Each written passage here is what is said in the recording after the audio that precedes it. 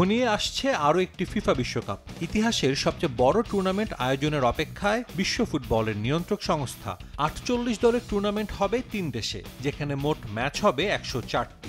বিশ্বের সবচেয়ে বড় ক্রীড়াযজ্ঞ আয়োজনে প্রস্তুত হচ্ছে উত্তর আমেরিকার 16 শহর। এবার জানা গেল বিশ্বকাপ ড্রয়ের দিনক্ষণ।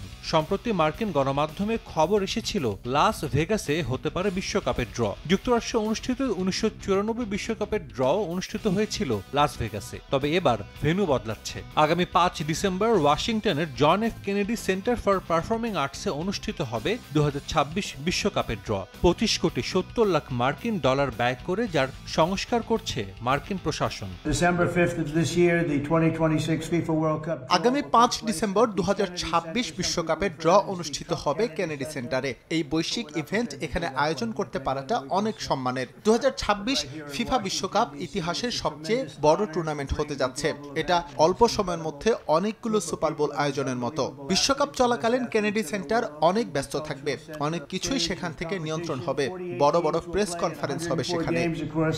16 North American cities from Seattle to Vancouver to Atlanta to Miami.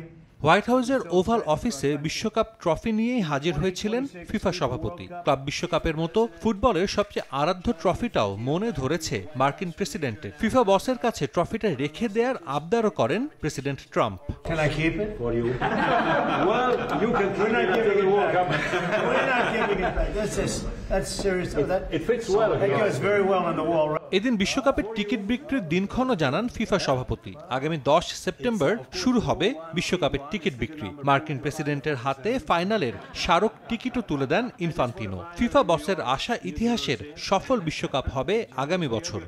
6 billion viewers for the World Cup, 6 million 6 কোটি মানুষ বিশ্বকাপ দেখবে, 60 লাখ দর্শক ম্যাচ দেখতে আসবে। অর্থনীতিতে $30 বিলিয়ন প্রভাব পড়বে।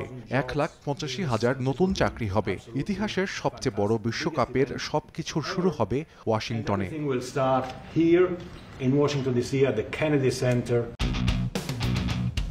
32 দলের সংস্করণ পেছনে ফেলে এবারই প্রথম বিশ্বকাপ হবে 48 দল নিয়ে। ফাইনাল সহ মোট 104 ম্যাচের 78টি হবে যুক্তরাষ্ট্রে। কানাডা আর মেক্সিকোতে হবে 13টি করে ম্যাচ। সাজিদ মুস্তাহিদ, সময় সংবাদ।